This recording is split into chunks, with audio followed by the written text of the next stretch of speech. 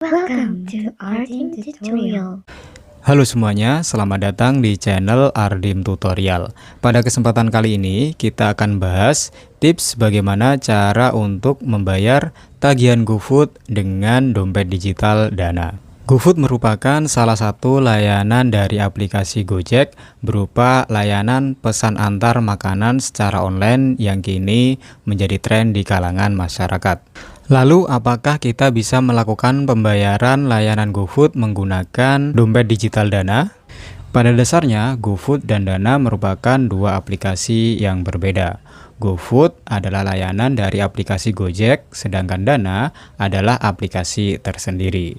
Aplikasi Dana sudah memiliki beberapa merchant, seperti Alfamart, Tokopedia, Lazada, Shopee, dan lain sebagainya.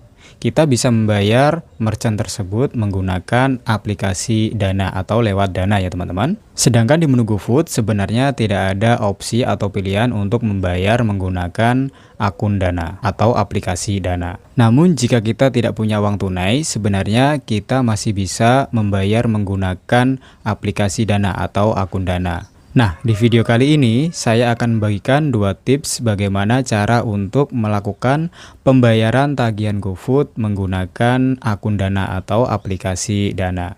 Tips yang pertama yaitu membayar driver GoFood menggunakan saldo Dana. Kita bisa membayar driver GoFood menggunakan akun Dana atau saldo Dana.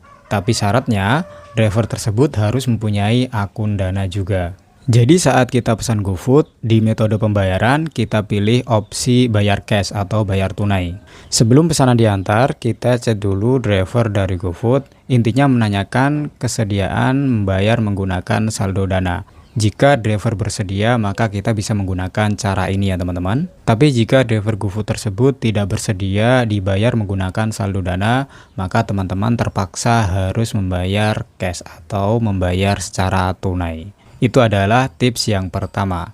Tips yang kedua yaitu isi saldo GoPay menggunakan saldo Dana. Caranya kita top up dulu aplikasi GoPay atau saldo GoPay kita menggunakan aplikasi Dana. Setelah saldo GoPay terisi, silakan masuk di layanan GoFood atau langsung saja kita pesan GoFood. Lalu di metode pembayaran, pilih saja metode pembayaran dengan menggunakan GoPay karena saldo GoPay kita sudah terisi.